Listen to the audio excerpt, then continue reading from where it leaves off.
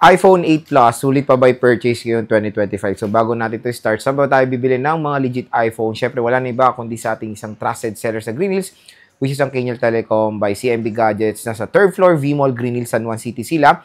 At ito po ay permanent shop. Pero meron silang shop sa Tiangge, Stall XA07, CMB Gadgets. Again, kung meron kayong mga desired units, pwede kayo mag-PM sa kanilang Facebook page, CMB Gadgets, yung merong blue check or verified by Meta. So, marami ring nag-iisip mag-purchase ng iPhone 8 Plus ngayon 2025, especially sobrang baba na lang po ng price niya ngayon. Kung tutusin, ang 256GB ngayon siguro, bigyan ko kayo ng range, naglalaro na lang to sa 8,000 to 9,000 pesos. The 64GB usually nasa 8,000 pesos na lang.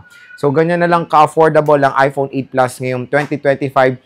Pero ang may natanong, okay pa ba siyang i-purchase? Again, depende sa price na i-purchase nyo. Kung sakali dun sa sinabi kong estimation, okay na siya dahil when it comes sa software update, hanggang iOS 16 na lang siya. Pero lahat pa rin or karamihan pa rin ng mga application ay still supported ng iPhone 8 Plus. Ano nga bang specifications ng iPhone 8 Plus? Ito ay powered ng Apple A11 Bionic chip na merong 5.5 inches IPS LCD display, and of course, ito na po yung last lineup ng iPhone na merong traditional na bezel. So, syempre, next year, sa iPhone XR, XS, and XS Max, full screen na po lahat ng iPhones. Ito na po yung last batch na merong bezel.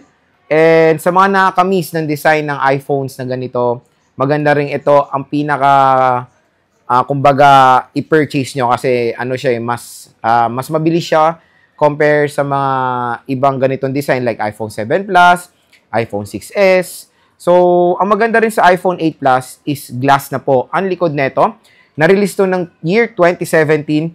Kasabay niya yung 10th year anniversary na iPhone, which is the iPhone 10. At yun po yung first ever full screen iPhone and first ever iPhone to have an OLED display.